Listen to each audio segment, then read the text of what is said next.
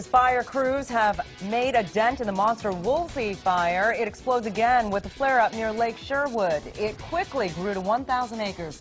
Here is the latest. That fire is now estimated at 96,314 acres. It is only 35% contained. The full containment estimate has been pushed back from Thursday to Sunday. The fire has destroyed at least 435 structures. 57,000 are still in its potential path. 지난밤에 다우전옥에서 9명이 산불로 인해서 목숨을 잃었습니다. 우리 주변에서 일어나고 있는 이런 일들을 바라보면서 전에는 늘 우리는 이런 개개인이 이런 일들에게는 거리가 먼 일처럼 생각이 됐는데 이제는 그런 일들이 바로 우리들의 이야기로 가까이 왔습니다. 더 이상 남의 얘기가 아닙니다. 더 이상 어떤 다른 사람들의 얘기가 아닙니다. 혹 세상의 많은 사람들은 재난을 당하거나 곤란한 일을 당하는 하나님께 혹은 자신들이 믿는 어떤 신에게 뭔가 부족하고 잘못돼서 그런 벌을 받는 것으로 생각합니다. 근데 이제 오늘날 우리 주변에 일어나고 있는 이런 사실들을 바라볼 때 너무나 보편적이고 너무나 모든 사람들에게 두루 어디라고 말할 것도 없이 전 글로벌적 이런 재앙들을 겪는 것을 바라보면서 이제 더 이상 그런 일들은 남의 일이 아닙니다. 오늘 우리가 살고 있는 이 시대는 멀리 있는 일이나 가까이 있는 곳에서나 우리 곁에 일어나는 많은 일들이 더 이상 남의 것이나 다른 사람 먼 곳의 이야기가 아닌 바로 지금 나의 이야기고 내 시대의 이야기가 되는 바로 그런 때를 살고 있습니다. 이것이 오늘 우리가 살고 있는 우리들의 이야기입니다. 아마 어쩌면 그래서 더 글로벌 지구촌이라고 하는 말이 실제 더 가깝게 우리들에게 와닿는 그런 시대가 아닌가 싶기도 합니다. 오늘 저는 여러분들과 같이 이런 다양한 많은 일들이 일어날 때 사람들은 그저께는 바로 그 전날에는 또 무슨 일이 벌어졌어요? 바하에서 대학생들이 12명이 죽었습니다. 30여 명이 다쳤습니다. 그래서 축제를 벌이다가 그런 일이 벌어졌죠. 그래서 그런 일들을 바라보면서 사람들은 이구동성으로 무슨 말을 하는가 하면 우리가 살고 있는 이 시대가 참 어려운 시대다. 그리고 우리가 살고 있는 이 시대는 정말 이제는 그야말로 어떤 이 형편이든 역사의 마지막 이 경점을 향해 가고 있는 매우 근접한 시대에 살고 있다는 사실을 일러주지 않아도 가르쳐주지 않아도 모두가 다 그렇게 생각하는 그런 한 시절의 한 시간을 통과하고 있다는 생각이 듭니다. 저는 여러분과 같이 지난 여러 번에 걸쳐서 이 요한계시록에 나오는 하나님의 말씀을 통해서 이 지구 역사의 시종이 특별히 마지막을 향해가는 지구의 이 마지막 역사가 어떻게 진행되고 어떻게 이렇게 이 진도가 나갈지를 여러분과 같이 살펴보았습니다. 크게 두 가지였습니다. 하나는 이제 사람들이 하나님을 향한 대적의 이런 음성들, 하나님을 향하여 배도하는 음성이 높아지는 시절이 한 시절이에요. 그 다음에는 또 그 배도의 시간이 지나가면서 그 배도로 말미암아서 결국은 하나님의 손쓰심이 시작되는 때가 있다는 것이죠. 그래서 배도로 말미암아서 하나님의 손쓰심이 시작되고 하나님의 마음이 더 이상 우리들을 향해 더 이상 이 인내의 한계에 도달했을 때 하나님의 마음이 인내의 한계에 도달했다는 말은 좀 맞는 말 같진 않아요.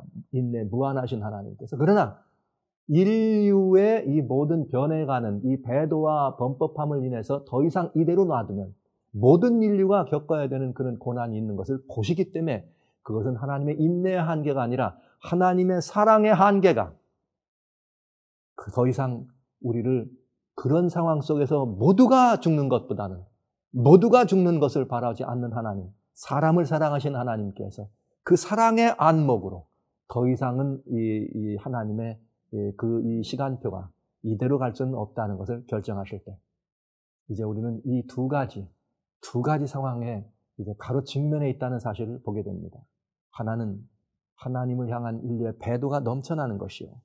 두 번째는 하나님께서 그 배도를 바라보시면서 사람을 사랑하시는 하나님이 더 이상 그 사랑 때문에 견딜 수 없는 그런 지경에 들어가서 하나님께서 인류를 향하여 무엇인가 하시지 않으면 안 되는 그 상황, 이렇게 두 가지 상황만 남아있는 것을 보았습니다.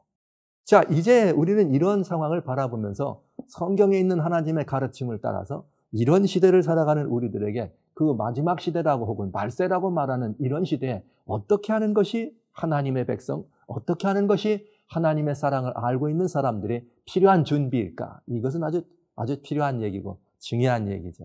오늘 저는 이제부터 여러분들과 같이 우리들이 필요한 일이 있다면 어떤 준비를 해야 될 것인가? 이 문제에 대해서 여러분과 같이 함께 생각해 보도록 하려고 합니다. 여러분, 성경은 짝이 있습니다. 성경은 빠진 것이 없습니다. 성경은 무엇이든지 우리가 필요하면 구원에 들어가는 모든 공과가 다 이곳에 기록되어 있습니다. 그래서 우리는 하나님의 말씀을 바라볼 때, 이것이 나와 개인적이고 직접적인 하나님의 이 모든 이 권면의 음성이라는 사실을 인정하고 영접하는 아주 중요한, 대단히 중요한 우리 이 답들을 산적한 모든 인생의 문제만이 아니라 인류가 당면한 산적한 모든 문제들에 대한 답을 얻을 수 있다고 하는 것이죠. 그래서 저는 오늘 이 모든 답들 가운데 어떻게 하는 것이 이런 시대를 바라보면서 하늘을 아는 사람, 하나님이 이 답이라고 하는 것을 아는 사람들은 어떤 답을 성경을 통해 얻을 수 있는가? 하나님 말씀, 누가복음 하나님 말씀 17장 26절에 이런 말씀이 있어요. 이 17장 26절에는 노아의 때 된 것과 같이 인자의 때도 그러하리라. 노아의 때 된 것과 같이 누구 때도 그러하리라? 인자의 때도 그러하리라. 예수님이 오실 때도 그렇다는 얘기입니다. 그런데 여기 또 재미있는 말씀이 있어요. 28절에 또 롯의 때와 같으리니 여기 보니까 먼저 26절에는 노아의 때와 같으리니 28절에는 롯의 때와 같으리니 성경의 노아의 이야기와 롯의 이야기는 우리들에게 많은 의미를 가져다 주죠. 노아, 인류 역사가 시작한 이래로 첫 번째 당면한 인류의 파멸을 경험한 한 대단히 두렵고 무서웠던 사건이었습니다. 롯, 그는 이 역사의 이 시간이 흘러갈 때 인근한 이웃들을 더불어서 하나님께서 직접적인 간섭으로 말미암아서 유황불로 이렇게 완전히 소돔성과 고모라가 이렇게 불태움에 겪어질 때 바로 그 시절을 함께 바라보고 그 시절을 위해서 하나님이 말씀하신 롯의 때라고 하는 바로 그 이야기가 여기에 기록된 것입니다. 자, 그럼 보실까요? 노아의 때는 어떤 일이 있었느냐? 27절에 노아가 방주에 들어가던 날까지 사람들이 먹고 마셨습니다. 장가들고 시집 갔습니다. 그럴 때 홍수가 나서 그들을 다 멸망시켰다 이렇게 얘기했습니다. 노아의 때 이야기입니다. 롯의 때는 어떻게 됐을까요? 롯의 때는 성경에 이렇게 말씀하십니다. 29절에 롯이 소돔에서 나가던 날에 하늘로부터 불과 유황이 비오듯 하여 그들을 멸망시켰느니라. 그런데 28절에는 롯의 때 사람들의 모습을 이렇게 말합니다. 사람들이 먹고 마시고 사고 팔고 심고 집을 지었다 이렇게 말씀했습니다. 우리 두 가지 이 사람들의 형편을 바라보면 노아 때와 롯의 때가 좀 달라요. 다 먹고 마시고 사고 파는 일들, 집을 짓고 살고 심고 하는 일은 사람 살아가는데 다 필요한 일입니다. 누구나 다 해야 될 일입니다. 그러니까 여기 나온 이 말은 그런 걸 하지 말라는 얘기가 아니에요. 그냥 그런 일은 평범한 사람이 살아가는 모든 얘기입니다. 근데 두 얘기 중에 차이가 있어요. 하나는 뭐냐면 노아의 때는 시집 가고 장가 가는 이야기가 이렇게 들어있는데 롯의 때는 시집 가고 장가 간다는 얘기가 없어요. 왜 그랬을까요? 이 성경 얘기 굉장히 참 재미있게 우리들에게 다가옵니다. 마지막 때를 향한 두려운 얘기긴 하지만 아주 재미있는 의미가 있어요. 롯의 때는 시집 갈 일이, 장가 갈 일이 필요 없었어요. 왜요? 어떤 시대입니까? 그 시대가? 소돔과 고모라가 뭐한 시대입니까? 소돔과 고모라가 남자가 남자와 더불어 여자가 여자와 더불어 살던 때이기 때문에 시집가고 장가가는 일이 없었습니다. 이렇게 여기 이 성경에 묘사되어 있다고 하는 것이죠. 그런데 오늘 저는 이 말씀을 통해서 그 시대의 사람들이 이렇게 살았다는 걸 보려고 하는 것이 아닙니다. 정말 중요한 것은 그냥 살짝 지나가는 것처럼 말했지만 굉장히 중요한 이야기가 두 줄이 들어있어요. 그건 무슨 이야기냐? 노아의 때는 어떤 일이 있느냐? 27절에 노아가 방주에 들어갈 때까지. 뭐 할 때까지요? 노아가 방주에 들어갈 때까지.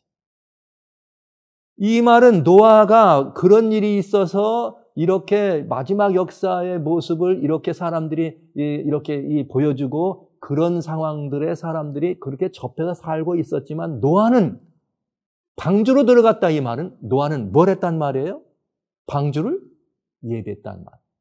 근데 롯은 이렇게 말했습니다. 여기 롯은 뭐라고 말했는가 하면 29절에 롯이 소돔에서 나가던 때에 라고 되어 있어요. 롯이 소돔에서 나가던 때. 그러니까 롯은 그 마지막 상황을 위해서 무엇인가 준비하거나 예비하지 않았습니다. 그냥 롯이 한 일은 뭐 하면 되는 거예요? 소돔과 고모라가 이 불처럼 빛처럼 내려오는 유황불로 이 심판을 받을 때 뭐 하면 되는 거예요? 롯은 나가면 되는 것이. 여기 성경은 혹은 마지막이다 혹은 말세라고 말할 때 알려주는 매우 중요한 두 가지가 있습니다. 하나는 무엇인가? 노아의 때가 있고 또 다른 하나는 뭐냐? 롯의 때가 있습니다. 이건 두 다른 경점입니다. 노아의 때는 어떤 때냐? 노아의 때는 무언가를 예비할 때였습니다. 그러니까 사람들이 살아가는 삶의 형편이 하나님을 대적하고 배도하는 일을 바라보면서 노아는 그것을 위하여 하나님의 심판이 있다는 사실을 알고 뭘 한 것이에요? 예비한 시대예요. 뭘 예비했다고요? 방주를 예비했습니다.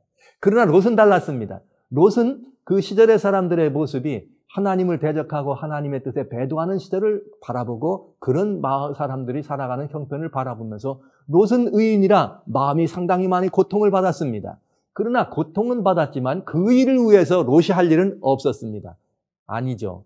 마지막 날 롯이 한 일이 한 가지 있습니다. 그건 무엇인가? 그 도시를 떠난 것입니다. 이렇게 표현하면 조금 맞지 않아요. 떠난 것이 아닙니다. 그 도시에서 도망친 것입니다.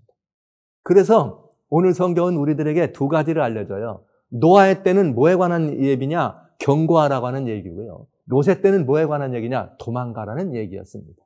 그러면 지금 우리는 어떤 시대를 살아가는 때인가? 여러분, 이제 우리가 지금 예언을 연구하고 예언을 살필 때는 그 예언이 가르쳐주고 있는 시간표를 아는 것이 목적이 아니에요. 그것이 예언의 시간표가 있으면 그 예언의 시간표대로 진행되는 과정을 바라보면서 우리가 어떻게 해야 될 것인가를 준비하라고 하는 권면을 받는 것이죠. 그러니까 요한계시록에 나오는 이야기를 말씀드리면 지난번에 예언의 일정표를 보여드린 것처럼 이제 새끼양처럼 올라온 이 짐승, 두 번째 짐승, 계시록 13장의 두 번째 짐승인 새끼양처럼 올려왔던 짐승, 다니엘 11장에 말하는 북방왕이라고 묘사되어 있던 미국이라고 하는 나라가 이제 드디어 세상의 모든 패권을 장악하고 드디어 짐승을 위하여, 사단을 위하여, 경배하기 위하여 우상을 만들게 하고 그 경배하기 위하여 짐승의 표를 강요하는 사건이 시작될 것입니다. 그것이 시작되기 전에 미국은 무슨 일을 할 것인가? 그렇게 하도록 사람들을 미혹하기 위하여 불이 하늘에서 내려오는 이적을 내리는 것처럼 엄청난 그런 이적들을 통하여 인류를 미혹하게 될 것입니다. 지금 우리는 그 시간에 있다는 것이죠. 그렇다면 노아의 때와 마찬가지로 지금 우리는 뭘 해야 될 때인가? 피하고 들어갈 수 있는 뭘 만들 때라고요? 방주를 만들어야 될 때입니다. 아직 이런 때가 지나고 나면 요한계시록 17장에는 13장에서 말한 이 미국이라고 하는 나라가 우상을 세우고 짐승의 표를 강요하고 우상에 경배하지 않는 모든 사람을 다 죽게 하고 말이죠. 이런 일이 일어나면은 어떤 일이 벌어지느냐? 요한계시록은 17장으로 그 장면이 올라갑니다. 그러면서 그때 할 일은 무엇인가? 이제 마지막 사건이죠. 그때 우리가 할 일은 무엇인가? 도망하는 일입니다. 그래서 이것이 16장에서 무엇이 되는가? 7개의 재앙이 떨어지는 사건이 일어나게 됐죠. 그래서 16장에 재앙이 내려올 때는 경고하거나 뭔가로 해서 예비할 때가 아니라 도망칠 때라는 거죠. 이 두 가지가 여러분들의 마음에 무겁고 부담이 될까 봐 제가 염려가 됩니다. 그러나 여러분, 성경은 우리들에게 그렇게 말하지 않습니다. 경고하라는 말이나 도망가라는 말을 두려워하라는 말이 아니에요. 세상에 있는 많은 사람들은 과거를 의지합니다. 또 다른 그들이 믿는 다른 신앙들을 의지합니다. 이런 사람들이 바라보는 마지막 종말은 비극적 종말입니다. 무너지고 깨어지고 망하고 죽고 다 사라지는, 멸망하고 파멸하는, 그래서 무엇인가 새로운 것들을 미리 만들어 놓지 아니하면 마치 노아는 방주를 만드는 것처럼 인류는 지금 화성의 식민지를 만듭니다. 화성 이주를 준비하고 있습니다. 이렇게 하는 것, 사실 그것이 가능성이 있는 일일까 생각은 하지만 가능성이 있는 일이 되겠죠. 인간의 기술이 지금 하늘을 솟아 올라오고 있으니까요. 그러나 그것이 답이 아닌 것을 우리는 너무나 잘 압니다. 그리고 그것은 우리 모두를 위한 일이 아니라는 걸 알죠. 이렇듯이 인류가 바라보는 마지막 말 때는 비극적 종말입니다. 깨어지고 망가지고 사라지고 파멸하고 모두가 다 죽을 수밖에 없는, 그래서 특별히 준비된 몇 사람만 어떻게 되는, 특별히 정해진 몇 사람만 살아나고 생존을 얻게 되는 비극적 종말입니다. 그러나 성경이 우리들에게 말씀해 주신, 하나님이 우리에게 말씀해 주시는 마지막은 비극적이지 않습니다. 하나님 말씀하신 이 때는 어떤 때인가? 새 시대입니다. 정말 진정한 새 하늘과 새 땅이 열리는 것입니다. 지금처럼 망가진 것이 아닙니다. 지금처럼 무너진 것이 아닙니다. 황폐된 지구촌이 새롭게 되는 사건입니다. 그러면 이건 희극입니까? 비극입니까? 즐거움이에요? 소망이에요? 아니면 이것은 이 망가지는 것을 바라보는 비극입니까? 좌절입니까? 절망입니까? 아닙니다. 하나님은 우리들에게 새 하늘을 줄 것입니다. 새 땅을 줄 것입니다. 사람의 노력으로 인간의 어떤 계획이나 우리들의 어떤 방법으로 어떤 새로운 것들을 만들어서 새롭게 된 것이 아니라 하나님의 주권적 은혜로 하나님의 적극적인 개입으로 하나님의 전능하심이 다시 우리들에게 새로운 하늘과 새 땅을 줄 것입니다. 이전 것들은 다 사라진 시대가 올 것입니다. 모든 만물이 새로워질 것입니다. 우리 인생조차도 더 이상 우리가 아프거나 더 이상 우리가 근심스러운 일을 겪지 않을 만큼 완전하게 되는 그래서 창조 후에 최초로 창조됐을 때 이 땅 위에는 랜동산이 있었던 그것처럼 아담과 하와가 하나님과 더불어서 신명나는 교통을 하며 살았던 그것처럼 그런 세상이 온다는 것이죠. 이만하면 희망 아닙니까? 이것이 우리들이 기다리는 새 하늘과 새 시대 아닙니까, 여러분? 그렇다면 마지막에 가까웠다는 말을 인하여 두려워하지 마시기 바랍니다. 마지막에 가까웠다는 이 말을 위해서 곤란해하지 마시기 바랍니다. 마지막이란 이 말, 종말이란 말을 들어서 더 이상 떨지 마시기 바라요. 그래서 성경은 이렇게 말한 거예요. 누가 마지막이 왔다, 누가 종말이 왔다 할 때 동심하지 말라. 데살로니가 후서 2장 1절로 2절에 있는 말씀입니다. 동심하지도 말고 뭣도 하지 말라? 두려워하지도 말라. 왜냐하면 희망이니까. 왜냐하면 즐거움이니까. 왜냐하면 새로운 시대니까. 사람들이 기다리는 새로운 시대예요. 영원한 평화의 시대입니다. 영원한 행복의 시대입니다. 영원한 만족의 시대입니다. 영원한 자유함의 시대입니다. 그 시대가 올 것입니다. 그러나 성경은 우리들에게 노아의 때와 같이 이런 이 역사의 이 시간이 하나님을 향해서 배도하고 말이죠. 하나님을 향해서 이렇게 크게 배역하는 그런 시대를 바라볼 때는 노아가 한 일처럼 하나님을 아는 사람들은 노아가 방주를 지었듯이 뭘 만들어야 된다? 방주를 만들어야 되지 않겠는가. 이것이 성경의 가르침입니다. 그래서 우리는 노아는 방주를 지었고 롯은 도망쳤습니다. 노아는 방주를 지으며 세상을 경고했습니다. 롯은 도망가면서 사람들에게 역사의 마지막이 왔음을 알려주었습니다. 그리스도인 삶이란 그 삶 자체가 뭐 하는 삶이냐? 경고하는 삶입니다. 그리스도인의 삶이란 그 삶 자체가 말로 경고를 하든 무엇으로 경고를 하든 삶을 하든 우리 그리스도인의 삶 자체는 뭐 하는 삶이냐? 경고하는 삶이요. 그리스도인의 삶이라는 건 보여지게 돼 있는 삶입니다. 오늘 그래서 저는 노아의 이야기만 오늘 좀 먼저 이 본으로 우리들이 봐야 될 것을 좀 살펴보려고 합니다. 노아는 어떤 분이었는가? 노아는 여기 방주를 지었다 말씀드렸어요. 첫 번째로 방주를 지었습니다. 창세기 하나님 말씀 6장이죠. 창세기 하나님 말씀 6장 13절로 15절에는 노아가 방주를 지은 이 일에 대해서 우리들에게 대단히 중요한 이 가르침을 보여주고 있어요. 창세기 6장 13절부터 15절에 보면 뭐라고 말씀하셨는가? 이렇게 되어 있습니다. 하나님이 노아에게 이르셨습니다. 모든 혈육 있는 자의 포악함이 땅에 가득하였으므로 그 끝날이 내 앞에 이르렀다. 내가 그들을 땅과 함께 멸하리라. 그러면서 여기 이 주님은 여기 뭐라고 말씀하신가 하면 너는 조각나무로 너를 위하여 방주를 만들어라. 너는 조각나무, 거페르나무로 너를 위하여 반주를 만들어라. 그리고 그 안에 칸들을 막고 역천을 안팎에 붙여라. 이런 이 말씀이 있어요. 그러면서 15절에 내가 만들 방주는 이러니 그 제도를 말씀해 주십니다. 여기 이 본문의 말씀을 바라보면서 우리 굉장히 많이 느끼고 생각할 일들이 많죠. 노아가 하나님께서 방주를 지어라 이렇게 말씀하셔서 그 마지막 그 백성들이 파멸을 경험할 때 살아남을 수 있는 길을 일러주었습니다. 이래서 노아가 할 수 있는 일은 방주를 만드는 일이었습니다. 근데 이 방주를 만드는 이것이 노아가 살 길이었다면, 노아가 해야 될 일이었다면, 노아가 할 일이었다면, 오늘 우리는 이 시대에 똑같은 시대, 이 혈육이 폐괴하고 강포하고 사람들의 죄가 관영한 이런 시대를 바라보면서 그리스도인들이 해야 할 일은 무엇인가? 방주를 짓는 일입니다. 그 그리스도인들이 지어야 될 방주는 무엇일까요? 여러분, 어떻게 우리들의 방주일까요? 많은 사람들은 이런 생각을 합니다. 많은 사람들은 때가 가까웠다. 말세가 다가왔네. 그러니 우리가 할 일이 무엇인가? 도망가자! 어디로 도망가요? 도망가요. 오늘 이런 시대에 어디로 도망갑니까? GPS 시대에 어디로 도망갑니까? 태양을 향해서 탐사선을 보내고 명왕성을 향해서 탐사선을 보냈는데 그 먼 거리에서 지금까지 이 와이파이를 통해 가지고 말이죠. 그냥 이 무선 통신을 통해 가지고 즉각적으로 보내는 사진을 받아 가지고 여기 앉아 가지고 명왕성을 탐사하는 시대에 어디로 도망갑니까? 도망가면 살 길이 있나요? 여러분, 이것은 굉장히 중요한 의미예요.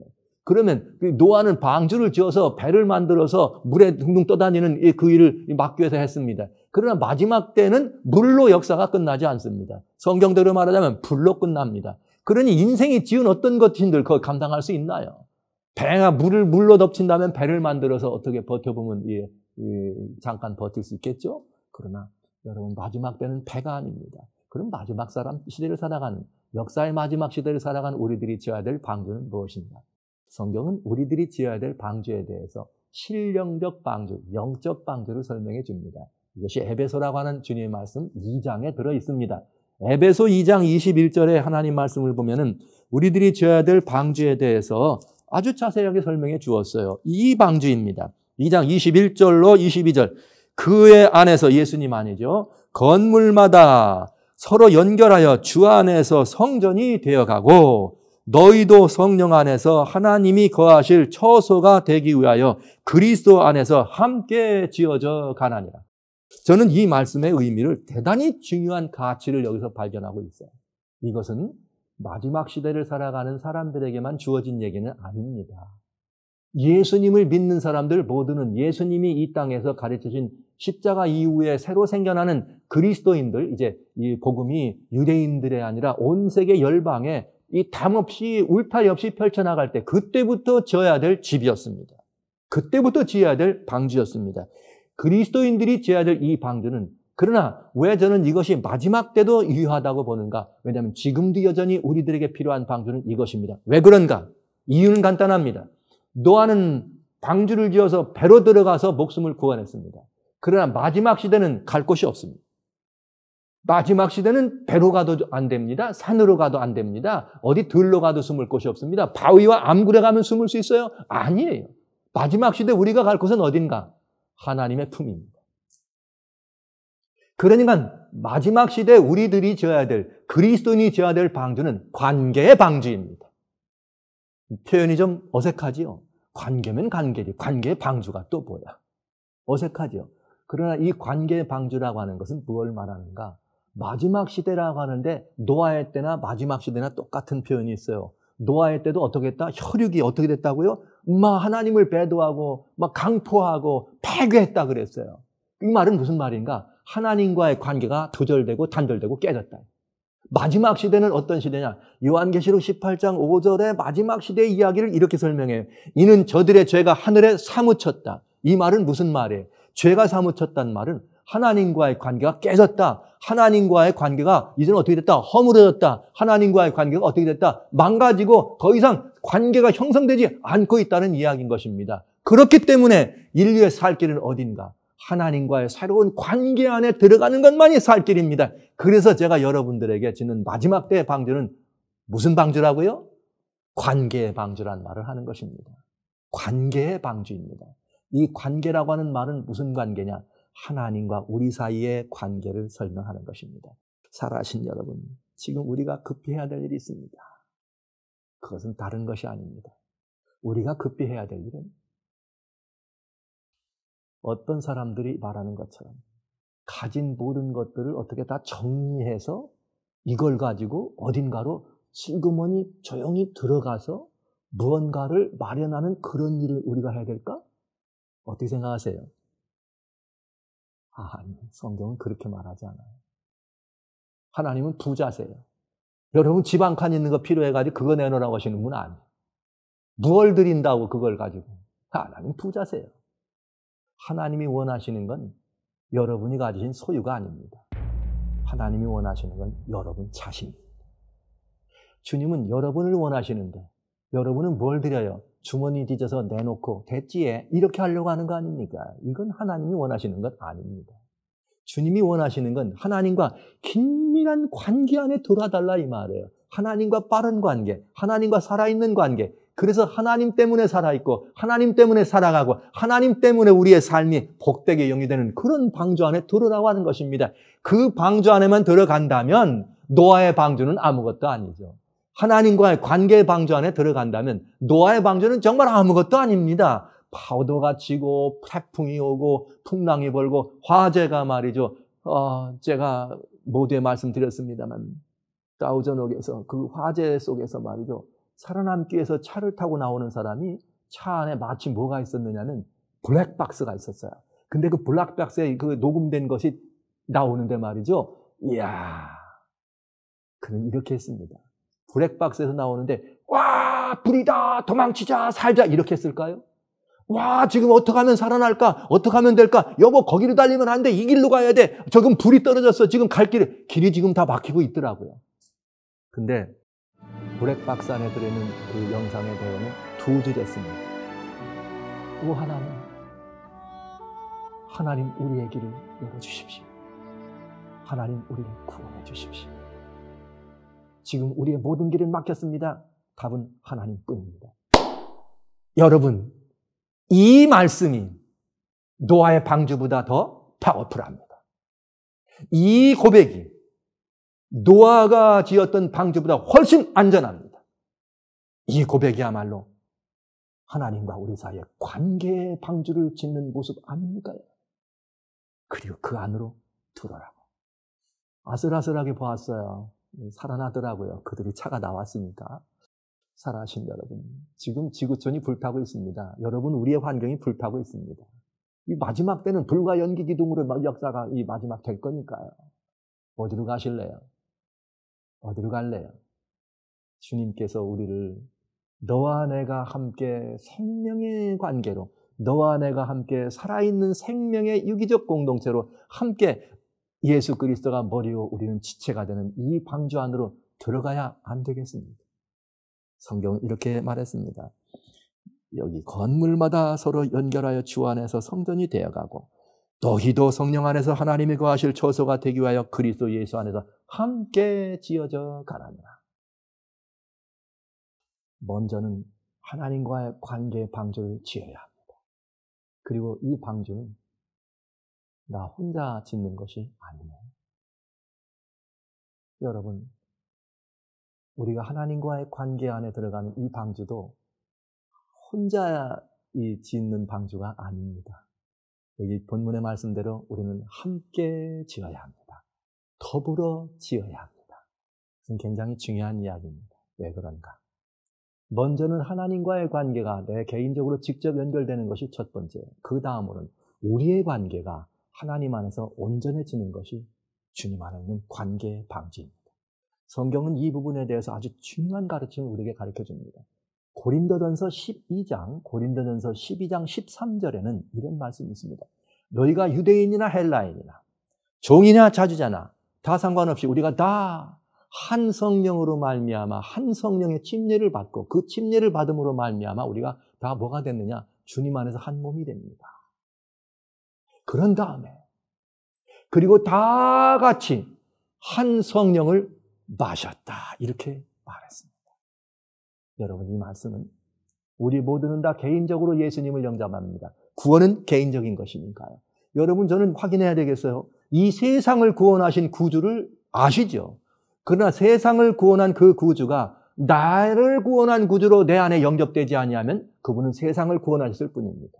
내가 이 세상을 구원한 구주를 나를 구원하신 구주로 영접하고 주님이 내 안에 들어오실 때 나는 그 예수 그리스도와 함께 살아있는 생명의 관계가 되겠습니다. 이렇게 해서 우리는 새로 거듭남을 경험하게 되는 것이죠.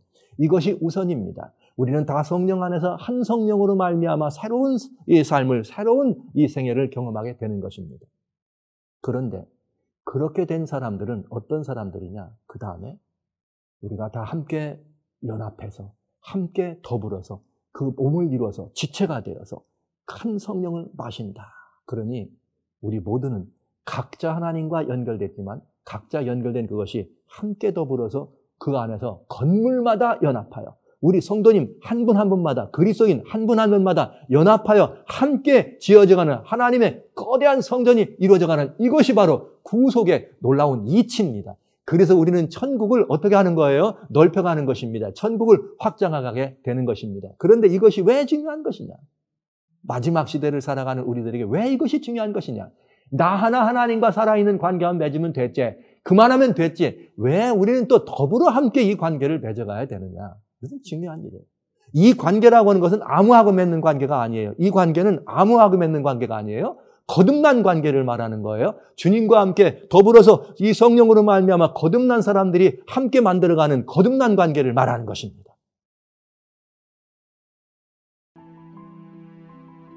여러분, 제가 한때는 이렇게 이 공동체 운동에 마음이 있었어요. 뜻이 있었어요. 그래서 사랑마을이라고 하는 함께 더불어 살아가는 사랑마을 공동체 운동을 전개했습니다. 물론 지금은 그 일을 잠시 쉬고 있습니다. 끝난 것이 아닙니다. 여전히 지속되고 있습니다. 근데 그때 저는 이런 말씀을 드렸어요. 한참 한국의 사람들을 바라보면서 염려되는 게 많았습니다. 어떤 염려가 됐느냐. 이 시골에 있는 분들이 말이죠. 농사를 짓는데 이 흔한 말이지만 이 사람들 그런 말 하잖아요. 이 앞에서 인도하는 사람이 잘해야 뒤따라가는 사람이 고생을 덜하는 법인데 배추값이 좋다 그러면 배추만 다 심어. 이듬해 완전히 배추밭을 어떻게 하느냐. 팔배추가 없어. 다 밭에다 쓸어버려야 돼요. 왜요? 다 너도 나도 배추만 심었으니까. 그 다음에 팥값이 좋다 그러면 그 다음에 또 다 양파만 심어. 다른 건 다 안 심어. 그래가지고 양파 좋은 줄 알고 했다가 다 양파 다 그냥 거름에 묻어버려야 되는 이런 일을 해요. 그래서 그리스도인들이 사회 속에서 누룩이 되기도 할 일이 있습니다. 그건 무슨 일이었느냐. 이제 도시에 사는 그리스도인과 시골에 사는 그리스도인들이 거듭난 그리스도인들이 하나지요. 우리는 다 예수님을 바라볼 때 어디에 있느냐가 중요하지 않아요. 예수 안에 있느냐가 중요하죠. 예수 안에 있는 뉴욕 사람이나 예수님 안에 있는 서울 사람이나 예수님 안에 있는 남아공 사람이나 우리는 하나입니다. 맞습니까 여러분? 하나여야 합니다. 예수님 안에 있는 하얀 사람이나 예수님 안에 있는 어두운 사람이나 예수님 안에 있는 조금 덜 어두운 사람이나 예수님 안에 계시면 우리는 다 하나입니다. 맞습니까? 하나여야 합니다. 그런데 이것이 하나라면 어떻게 하면 좋을까? 그래서 이 공동체 운동을 시작한 것입니다. 공동체 운동을 시작한 것입니다. 시골에 있는 분들이 농사를 지면 배추값 떨어졌어도 좀 살 만큼 배추값 비싸게 주는 것이죠. 그 이듬해는 어떻게 해요? 배추값이 비싸게 올라가도 시골에 있는 사람들이 지난해 도와줬으니까 어떻게 하면 돼요? 작년 값에 비해가지고 적당한 가격으로 주면 되는 것입니다. 서로 더불어 살아가는 것이죠. 이런 관계가 왜 중요하냐? 이유가 있습니다. 한때 1960년대, 1970년대 대한민국에는 신앙생활을 열심히 잘하는 사람들에게 불어닥친 열풍이 있었어요. 그 열풍이 뭐냐? 앞선 신앙인들이었죠. 시골로 돌아가자. 시골 생활이라고 하는 이런 일이 있었습니다. 그런데 그때 사람들은 다 그랬어요. 믿음이 좋은 사람은 들어가고 믿음이 안 좋은 사람은 안 들어간다고. 그럼 과연 맞는 말입니까? 아닙니다. 믿음이 좋은 사람은 들어가고 안 들어가는 사람도 좋은 믿음이죠. 다 자기 믿음대로 분수대로 가는 거죠. 근데 각자 가가지고 서로 손가락질했어요. 도시 있는 사람, 시골에 있는 사람. 이렇게 살면 하나님이 원하는 게 아니죠. 뭐가 안 됐으니까? 공동체, 함께 지어져 간 것이 아닙니다. 제가 공동체 운동을 할 때 이런 말을 했습니다. 여러분 잘못된 것입니다. 그것이 아닙니다. 먼저 시골에 들어갈 수 있는 분들은 들어갈 만한 믿음이 있는 것이고 도시에 있는 사람은 또 도시에 살 믿음이 있는 것입니다. 우리는 어느 곳에 있는 것이 중요한 것이 아닙니다. 여러분 도시 안에도 예수님 안에 있으면 그는 시골 간 것이나 마찬가지고 시골에 살아도 예수님 안에 있지 아니하면 그는 도시 사는 것과 마찬가지입니다. 어디서 사느냐가 우리의 신앙을 규정짓지 않습니다. 어디로 가느냐가 우리의 삶의 모양을 규정짓지 않습니다. 어떻게 행동하느냐에 따라서 우리의 신앙이 좋고 나쁨을 판단하지 않습니다. 그게 신앙 아닙니다. 누구 안에 있느냐가 중요합니다. 누구와의 관계 안에 있느냐가 중요한 것입니다. 그래서 먼저 시골에 들어간 분들과 아직 도시에서 살고 있는 사람들이 마음으로 하나 되는 것이에요. 그럼 이 성경대로예요. 뭐 하는 거예요? 건물마다 연합하여 함께 뭐 하는 거예요? 지어져 가는 것이에요. 우리가 다 성령 안에서 거듭나게 됐으니 예수님과 한 지체가 됐으니 한 성령을 마시며 살아가는 것입니다. 그 안에는 민족적 구별도, 언어적 차별도, 피부 색깔의 구별도, 어떤 다양한 삶의 형편에 따른 차별도 있지 않습니다. 이것이 주님 안에서 함께 지어가는 관계 방주입니다. 마지막 때 이 역사는 이루어져야 합니다. 우리가 지금 이곳에 살아가는 어떤 사람들이 뭔가를 정리하고 팔아가지고 보따리 싸가지고 우르르 여기 가고 저 팔아서 저르르 가는 이걸 주님이 원하시는 것이 아니고 어디에 있든지 그 사람이 어떤 삶에 살아가든지 그들이 어디에요? 다 예수 안에 있으면 주님 안에서 우리는 하나의 관계 방주 안에 들어와 있기 때문에 우리는 어떤 거예요? 첫째 칸에 있느냐 둘째 칸에 있느냐 차이인 것입니다. 갑판에 놀러가서 바람 쐬고 있느냐 밑칸에서 자고 있느냐 차이인 것입니다. 한 배에 탄 것입니다. 하나의 공동체 안에 예수님을 머리로 한 지체 안에 있는 것입니다. 이것이 완전한 방주입니다, 여러분. 그래서 어떻게 될까요? 지금도 어떤 분들은 할 수 있는 뭐가 돼가지고, 시골도 가고 전원도 생활하면서, 좋은 관계 속에 도시의 악의 영향을 피해서 선한 가마 아래 살기 위해서 가시는 것 칭찬받을 만한 일입니다. 그러나 그것이 아직도 도시 안에서 머물려는 사람들에 대한 정죄의 대상은 아니라는 것이죠. 어떤 분들은 도시 안에서 있으면서도 그 마음이 주님과 연결되어서 살아가는 삶의 터전에서 여전히 주님의 형상으로 주님을 이렇게 반사하는 주님의 이 향기를 많이 물씬물씬 풍기는 사람도 있는 것입니다. 그들은 서로 정죄의 관계나 서로 이 손가락질할 관계가 아니라 사랑하며 돕고 서로를 지원하고 후원해야 될 관계인 것입니다. 이것이 노아가 짓는 방주에 오늘날 우리가 짓는 관계의 방주가 되는 것입니다. 그래서 하나님은 우리들어 어떤 행동을 하기 전에 먼저 우리가 할 일이 있습니다. 어떤 사람이 되느냐 하는 것입니다. 거듭나야 합니다. 거듭난 사람이 돼서 주님과 삶의 관계를 맺어야 됩니다. 그래야 그 관계는 어떻게 되는 거예요? 넓어지고 확산됩니다. 함께 모여서 은혜로운 관계 안에 들어가면서 정작 구원을 이뤄가는 과정이 되겠습니다. 저는 샌프란시스코 공항에서 이런 일을 경험했습니다. 한 분이 한국에서 오는데 제가 기다리고 있었어요. 그 샌프란시스코 기다리고 이렇게 있는데 한 리모 운전하시는 분이 왔어요. 강한 양복을 입고 아주 왔는데 보니까 보통의 여기 이 팻말을 들고 온 사람들이 한 20명가량 여러 나 있었습니다. 근데 보니까 그냥 다 얼굴 모습을 보니까 굉장히 막 긴장이 돼 있거나 아니면 그저 그 삶의 각축 때문에 오는 그런 피곤함이 역력했어요. 그들의 모습은 비록 깨끗한 검정 양복을 입었지만. 근데 그 중에 한 분 덧보이는 분이 있었어요. 아주 덧보이는 분이 있는데, 그분은 말이죠. 그저 어떤 사람이 이게 길을 잘못 찾으면 얼른 쫓아가서 안내해주고, 저분이 자기 기다리는 손님이 아직 시간이 여유가 있는 것 같습니다. 하도 친절하게 해주어서 제가 슬그머니 가가지고 그분에게 이렇게 물어봤습니다. 여보시오. 그래서 혹시 예수님 믿는 분 맞지요? 그랬더니 이분이 밤새 그래요. 그렇다고. 그러면서 뭐라고 하냐면 나는 예수를 믿는 사람인데 특별히 예수님 믿는 사람인데 특별히 나는 예수님의 재림을 기다리는 사람이다. 그러니까 그 말은 무슨 말입니까? 그가 애드벤티스트라. 제가 그 말을 듣는 순간 깜짝 놀랐어요. 이분이 정말 그리스도인의 향내를 물씬 풍기는구나. 그래서 저도 예수님을 기다리는 사람입니다. 그리고 얘기하다 보니까 제가 잘 아는 교회를 다니더라고요. 그리고 제가 잘 아는 교회 목사님을 자기가 알고 있더라고요. 그러면서 그 목사님이 나는 내가 섬기는 목사님이라고. 그분은 처음 만난 분입니다. 그는 국적은 미국이지만 고향은 필리핀 분입니다. 그러나 우리가 낯선 분이었지만 함께 만나서 그 모습 속에 있는 예수님의 좋은 형상을 바라보고 함께 나눴더니 주님의 재림을 기다리는 사람이다. 우리는 같은 방주에 타고 있음을 확인했습니다. 사랑하신 성도 여러분, 지금은 방주를 지어야 할 때입니다.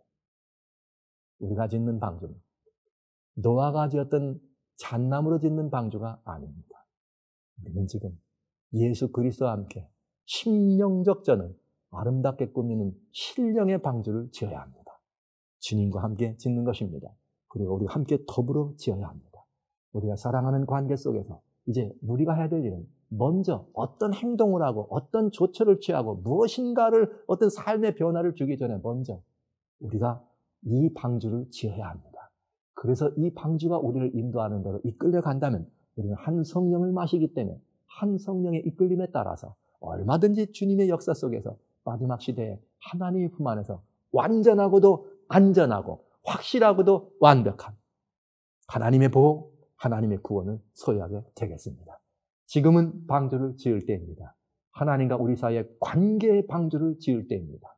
그리고 우리는 어떤 방주인가? 더불어 짓는 방주를 지어야 합니다.